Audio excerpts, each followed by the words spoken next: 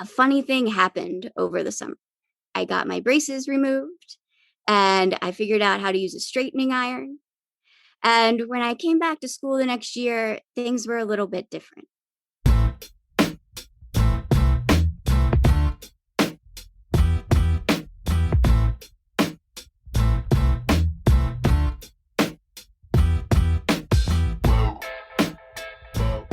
Hey there, and welcome to Grit, True Stories That Matter. Grit is a weekly podcast about stories, the contemporary, personal, narrative kind of story, and the people that craft and tell them. Each week, a storyteller will tell one of their stories and then break it down with me, Sean.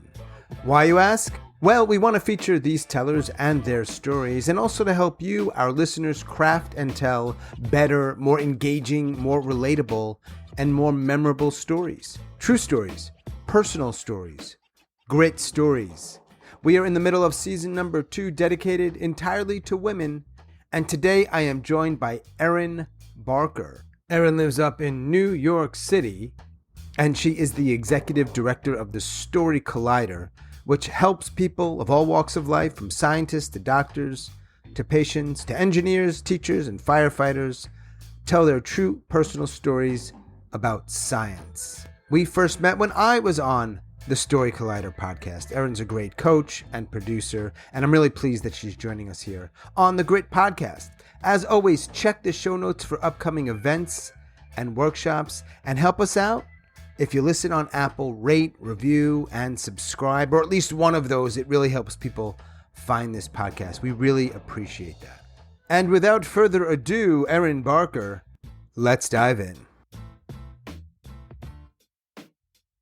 Thanks for making the time to talk. Yeah, no problem. Thanks for inviting me. We will talk more about your story, of course, but before you tell it, I'm wondering, is this a newish story that you've crafted or something older that you're revisiting? Yeah, it's kind of an older story. I don't know if I've ever told it on stage. If I have, I haven't done it very often. At the start of all of our Story Collider workshops, we do an exercise called Good Story, Bad Story, where I do a very bad version of my origin story, which is basically like reading my resume. Sure. And then I do this hopefully better version of my origin story. And I let people see the difference between telling something in story and just telling something as a blah, blah, blah. Like most people do, because they don't learn this stuff and they just blah, blah, blah. Yeah, exactly. So this is my hopefully better example. Yeah. And I'm gonna shut up and let you tell your story whenever you're ready. I fell in love for the first time when I was 15 years old, and I saw Adam run into a trash can in the hallway of our high school. He was so distracted by the book that his face was buried in, A Tale of Two Cities, that he just collided, bam, with that garbage can. And I just thought, this is it. This is the one for me.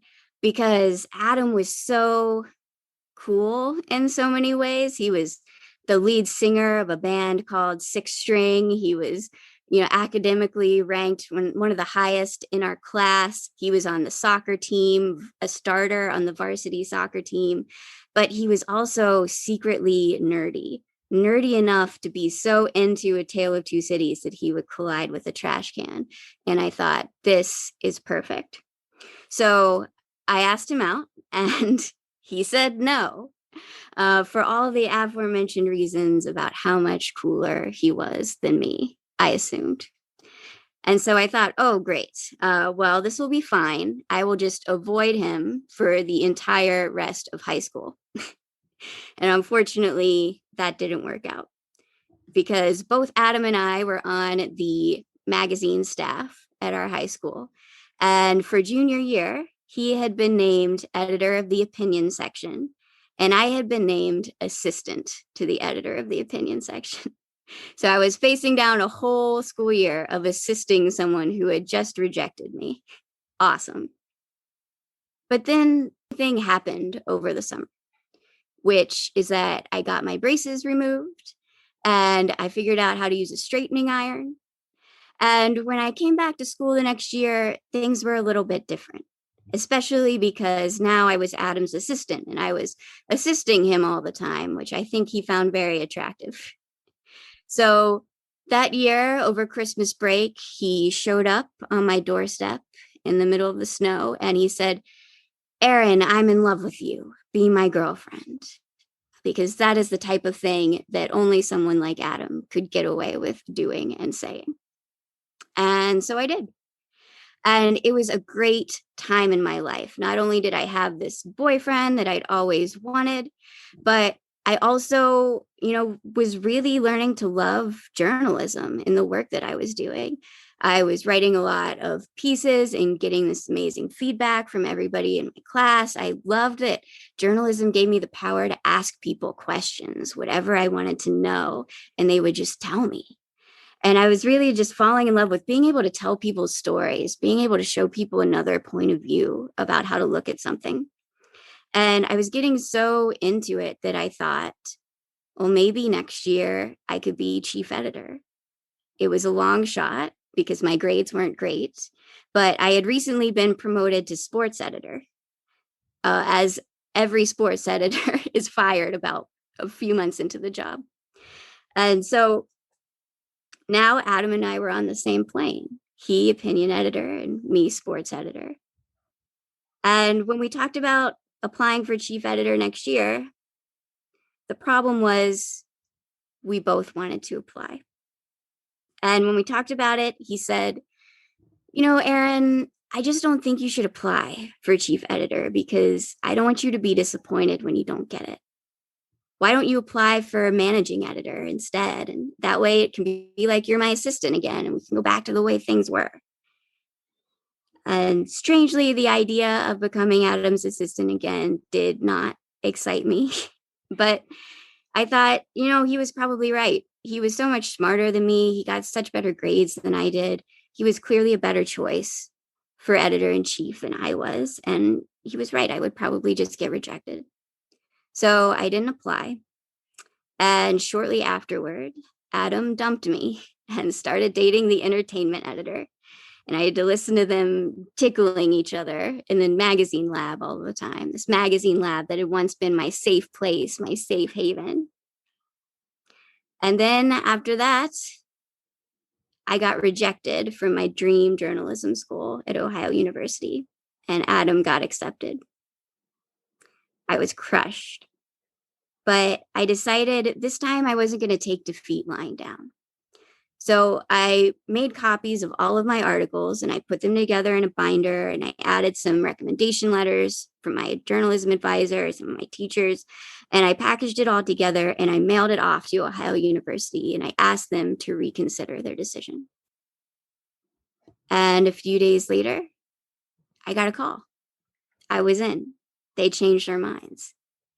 And in a way, it meant even more to me than if I'd gotten in the normal way. Because I knew that I'd gotten in purely on the strength of two things, two qualities that I was now most proud of. The strength of my writing and my gumption.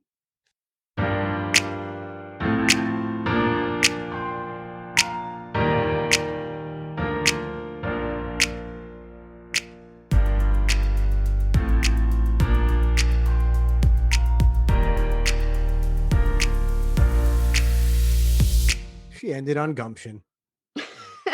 I almost said grit, but that would be too on the nose. Yeah. Perfect. That's awesome. It's a cool story.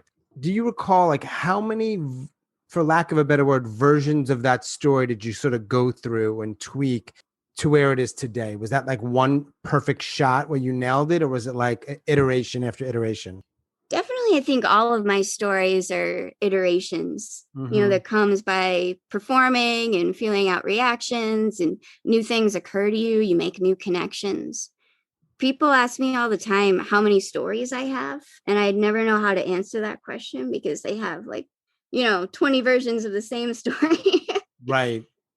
So I really have maybe 3 periods of my life that I'm interested in, and then just a lot of stories that center on various aspects of each of those periods.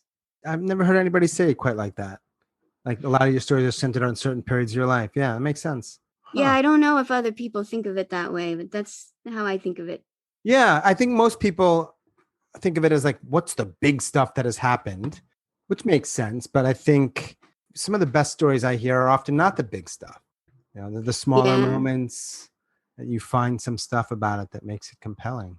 Yeah, I think when you're first starting out, you gravitate toward that big stuff, Yeah, right? sure. But then, yeah, as your instincts are refined, you can start to see the stories in the smaller moments. And I think you have a little more latitude with audience because of that big thing. Will give you a little more of like, even if it's not crafted amazingly well, that's such an exceptional, remarkable thing that you might have our attention a little longer. But we know that doesn't usually last very long if it's not a good story. I'm curious, what makes this story, in your opinion, a good story versus a bad story? Does Do you that want me make to do the sense? bad version? Oh, yeah, I would love that. Are you cool with that? Most people in our workshops are scientists or STEM professionals. So Right. it's kind of designed specifically to get at the fact that many scientists like to sort of give a biographical account I when they're would love to talking do about that. who they are. Yes. So this is what I do for Bad Story. I've been studying journalism since I was very young, and I always had a passion for the written word. I had so many great teachers and friends who encouraged me, and with a lot of hard work and perseverance, I managed to get into EW Scripps School of Journalism at Ohio University, which is an excellent program where I had the opportunity to study under people like Bill Reeder and Tom Hodson. I focused on magazine, which gave me the opportunity to write several features for local and national publications. I was able to get an internship with the Cincinnati Enquirer and later with a business publisher. I learned a lot about how to construct a lead and how to go beyond inverted pyramid to tell innovative stories.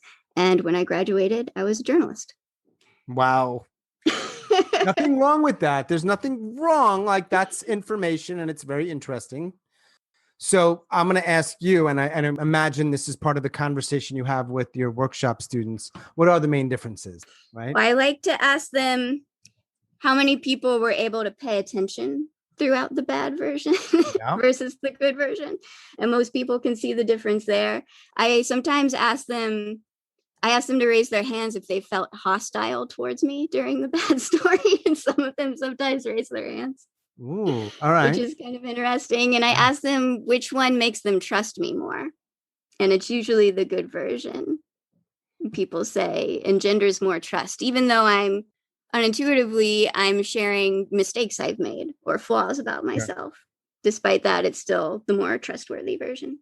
So do you find that folks involved with STEM tend to lean in the direction of I don't want to share some of those flaws or those vulnerabilities, and weirdly, it might work against them. For sure, there's so little incentive in science culture in the STEM world for being vulnerable and for being honest about your emotions and upfront about your emotions. Mm. And I think that can be really uncomfortable for people. It's sort of trained out of them. Yeah. So, yeah, part of what we do in our workshops is convincing them that vulnerability can be a powerful tool.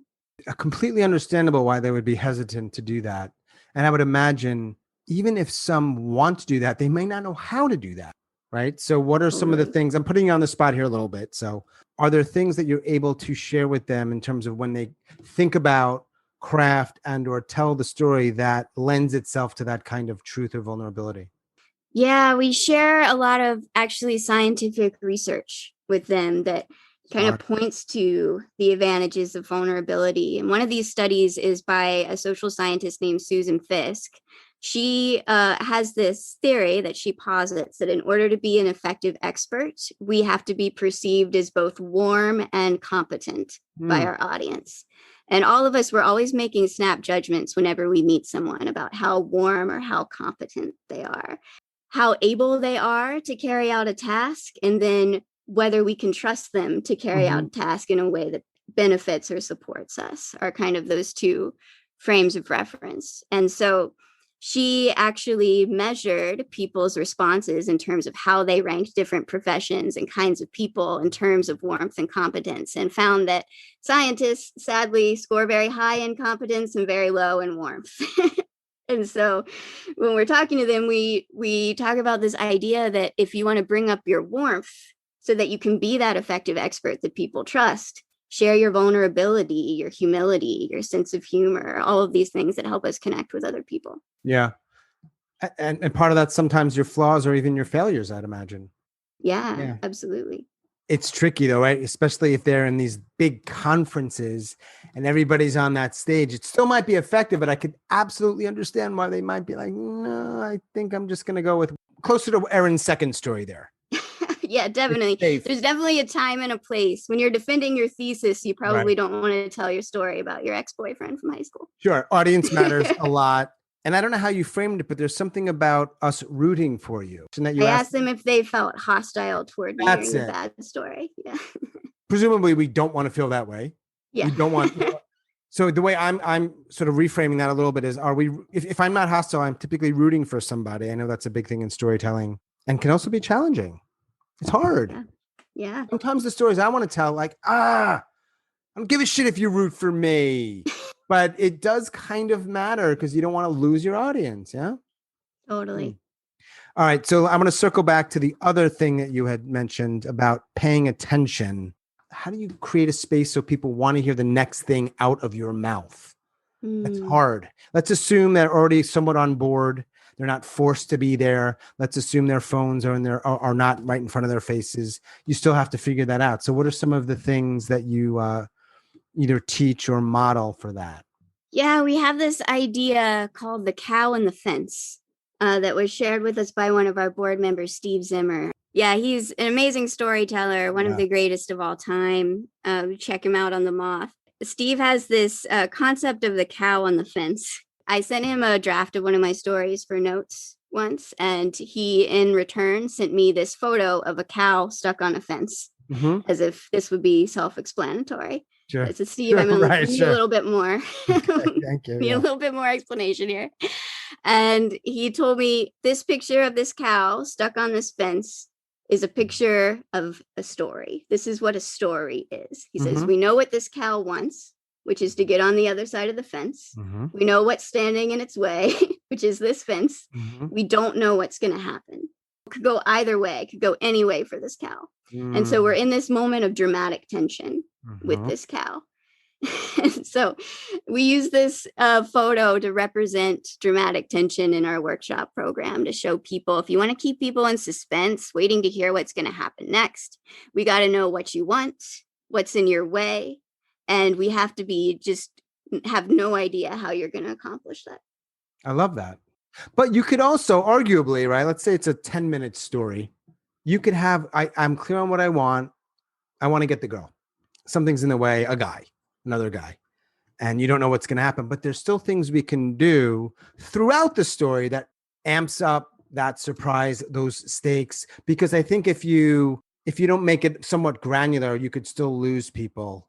Even with those ideas of I'm a guy, I want to get the girl, you get in the weeds, you go overboard on your detail and that's all that stuff. So I continue to put you on the spot here, but are there any sort of tips you could give? And you don't have the luxury of an entire workshop for context. I get that. That would help people sort of in those moments, moment to moment, keep us engaged or attentive. Yeah, totally. Another thing that we share in our workshops is the concept of transportation. Now, this is something that I thought was really cool when I got involved with Story Collider and started learning about this. Transportation is that state that we're in. You know, like when you're reading a book and you don't hear somebody call your name, or like you're so into a movie, you don't notice the time going by. It's Mm-hmm. because you're transported into that story and it's Mm-hmm. taking up your entire mental world. And when you're transported into a story, your emotions are going to fluctuate up and down with those of the main characters because you're so engaged with that story Mm-hmm. mentally.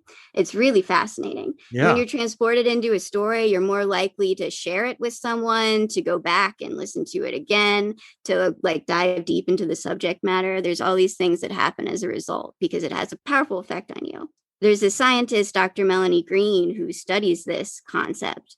What she says is in part of her work is that in order to transport people into our stories, we have to create this world for them. Mm-hmm. You know, like sensory details that will Mm-hmm. bring them in, that will allow them to experience those same like sensory feelings mentally.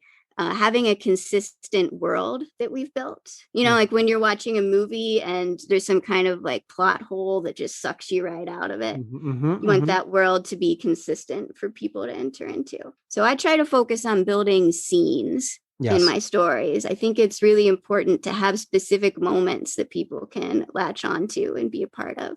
Not an easy way, but a simple way is take us into that world, keep us in there. It's hard to do sometimes. So keep us in the world, keep us in there, and we want to know what's going to happen next, essentially. Which for your story, Yeah. I was very much able to visualize. Now, I'm sure my visualizations weren't actually what was true, but it doesn't matter, right? I get to decide what I want your world look like. You painted it somewhat, and I was kind of wanting to know what happened next, which is like, I guess that's about all you can really ask for, right?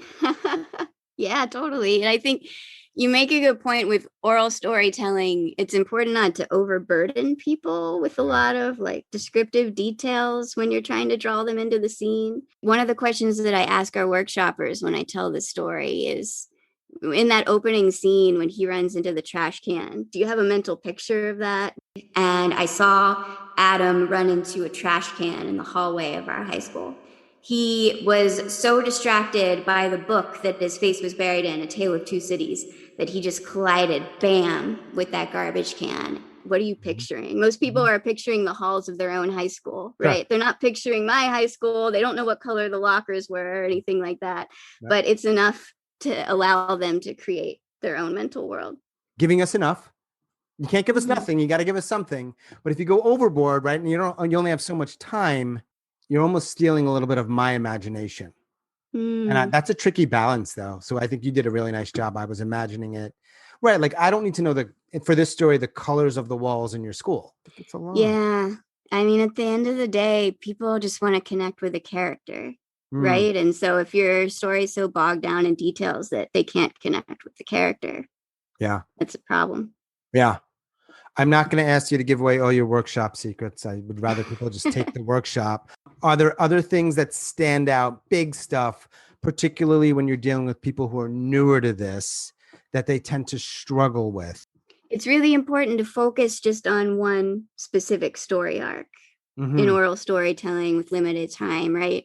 Some people, especially with those big experiences like you talked about, they'll try to weave all of these threads into it, and you just can't. It won't leave enough time for you to really focus and dwell in one of those arcs. And so that's what I think we spend a lot of time with newer storytellers doing, is saying, all right, which thread do we want to focus on to talk about this experience? And maybe these other 5 threads are different stories. Because, a lot of other things happened to me in high school besides this, but Absolutely. they weren't relevant. Right. And I'm sure there are other things you might have included in this particular story that could be relevant. You just can't do it all. Yeah, exactly. I think you make a really good point, though, with the bigger stuff. For me, some of the stories I write about or craft are around my mental health and my challenges. I know everything. It happened to me. There's so much stuff dating back to when I'm like a kid. It's hard. Yeah. Right? It's hard to untangle sometimes. Yeah. It was really good. hard. Yeah. And your story on our podcast was a great example of that kind of smaller story that you find after you've been telling stories for a while. There's something small that happened to you, but actually there's something kind of big that underlies it. I love those kinds of stories. Yeah. Thank you. I appreciated that. I want to give you and Gastor credit because you did a really good job of untangling some. It was helpful. All right. So now let's make pretend you're talking to people who have already done storytelling for a while. Now, do you have a sort of pro tip that even those that have been doing it for a while might need to hear? Well, it's important to always still give feedback, even when you've been doing it for a while. I think some people, and I'm guilty of this as well, forget the importance of getting feedback on your stories and processing that. And I think one struggle that I kind of perpetually have, and maybe this is why Steve sent me the cow on the fence image in the first place, is what you put in scene and what you put in overview, what you place 100%. The emphasis on in your story. And I think subconsciously sometimes I avoid putting those crucial moments of conflict into scene because they're uncomfortable, right? Yeah. Especially moments of change. Those are the uncomfortable moments in your story, but they're also the best moments, the most important moments a lot of the time. So I think, it's important not to skip your cow from one side of the fence to the other, but to spend time on that fence. Yeah. So what is your current role with the Story Collider? 19 days ago, I guess I became executive director. I was previously artistic director.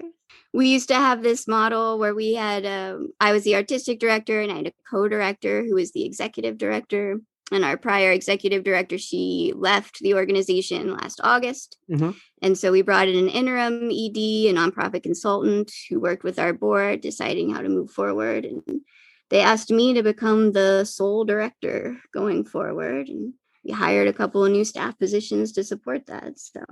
So you really do spend a lot of time in this world. Yeah, pretty much all of the time. So you're running it. Story Collider offers workshops. There's obviously the podcast, which is awesome. Do you do live shows? Yes, we've been doing live online shows, and our first in-person show is going to be August 24th at Caveat here in New York City. Just to be clear, first or first back? First back after COVID, yeah. So you had been doing in-person shows. I should have done my homework. I apologize. Caveat's a cool space. Yeah, it's very cool. Yeah, before you did the podcast, before we were doing these remote recordings, all of our podcasts were live recordings from our live shows. Makes it easier. Yeah, I'm looking forward to my job being like 50% less complicated. Right. For sure. One other question, and then I'll sort of leave it open if you want to add anything else. I went to the in-person Moth last week. Oh, cool. Here in the city? Yeah. And I told the story. I got picked. I finished third. My question for you, Erin Barker, is why didn't I finish first? I can't be held responsible. I wasn't one. Why did I? No. It was a great, great night. It was so much fun to be in person again. Oh man, I can't wait. I'm so excited. Yeah. Those slams. Yeah, I'm excited to go back to the Moth slams as well. Do you like the slams? Some people aren't into the competitive thing. Yeah, I do. It took me a while to get my nerve up to start putting my name in the hat. Yeah. I think I went to a few before I did. But I do. I love it. It's scary to get numerically judged on a story that you've told. Isn't it? It is. Yeah. And no judgment of anybody who finds that scary, because I totally agree. It is nerve-wracking. Yeah. Well, we've been during the pandemic doing some online slams, which have been really fun. We don't do the numerical scores. We have the audience vote on a winner at the end of the night. Which is easier to do on Zoom or some other platform than in person. It's tricky. Yeah. Because how do you do it all? It might be a little bit more reflective of how the entire audience feels. But sometimes the best story, whatever that means, doesn't win. But it's probably quite rare that a not good story wins. Probably rare, right? Yeah. I think you probably summed it up. Most stories that win a Moth or on the Story Collider main stage include the things that you did in your story and the things that you talked about. Please know that I have 1/1,000,000th of your listeners, but we're trying. So this is really fun. I appreciate you inviting me. I love being invited to do things like this, and especially to talk about storytelling as an art form with somebody like yourself. So thanks so much. Thanks for joining me. All right, Erin, talk soon. And I hope things with the Collider continue to go super well. All right. Thanks, Sean.